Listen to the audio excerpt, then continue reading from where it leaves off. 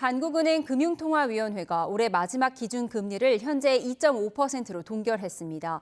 향후 전망에 대해서는 추가 인하 가능성과 동결 가능성을 모두 열어놨습니다. 취재기자 연결해 자세히 들어보겠습니다.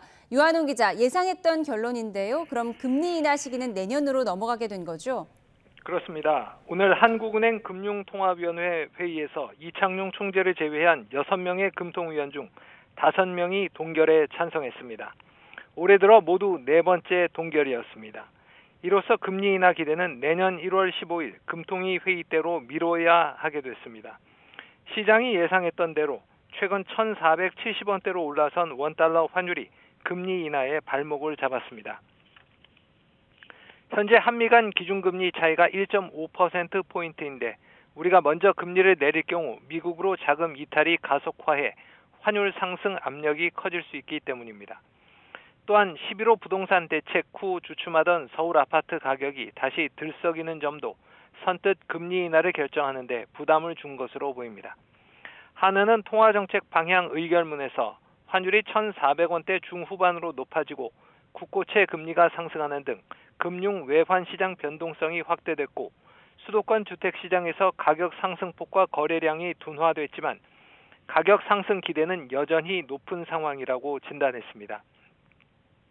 이창용 한은 총재는 회의 후 열린 기자 간담회에서 당분간 기준금리를 추가 인하할 가능성과 동결을 이어갈 가능성을 모두 열어놓을 필요가 있다고 밝혔습니다. 향후 3개월 내 금리 전망에 대해선 이 총재를 제외한 6명의 금통위원 중 3명은 인하를, 3명은 동결을 선택했습니다. 전문가 사이에선 다음 달 미국 FOMC의 기준금리 결정을 본 뒤에 한은 금통위가 내년 1월쯤 금리 인하에 나설 것이란 전망이 나오고 있습니다. 한은은 또 수정 경제 전망도 발표했는데 올해 성장률을 0.9%에서 1.0%로 내년 성장률은 1.6%에서 1.8%로 상향 조정했습니다. 정부의 확장 재정과 반도체 중심의 수출 호조에 힘입어 우리 경제가 더 나아질 것으로 전망했는데 이 점 또한 이번 금리 동결의 배경이 됐습니다. 올해 소비자 물가 상승률은 지난 8월에 전망했던 2.0%에서 2.1%로 0.1%포인트 높아질 것으로 전망했습니다. 네, 코스피가 장중에 4천선을 탈환했는데 종가로는 4천선을 지키지 못했네요. 그렇습니다. 아쉽게도 3,980선에서 마감했습니다. 뉴욕 증시 상승 바람을 타고 코스피가 0.7% 오른 3,989로 출발해 장 초반 상승폭이 1% 이상 커지며 5거래일 만에 4천선을 넘었습니다. 그렇지만 한은 금통위의 기준금리 동결 영향으로 지수 상승폭이 점차 줄어들었습니다. 코스피는 결국 0.7% 오른 3,986으로 장을 마쳤습니다. 사흘째 동반 순매수에 나선 기관과 외국인은 6천억 원 가까이 순매수를 했습니다.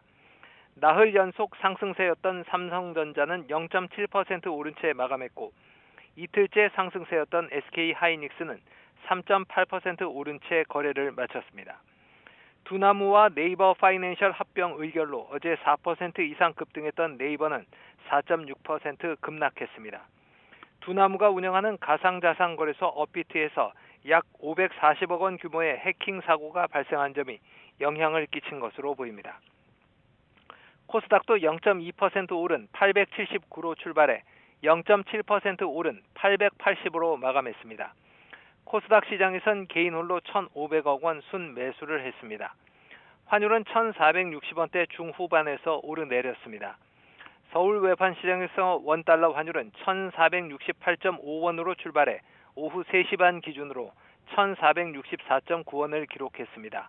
어제와 비교했을 땐 0.7원밖에 내리지 않았습니다.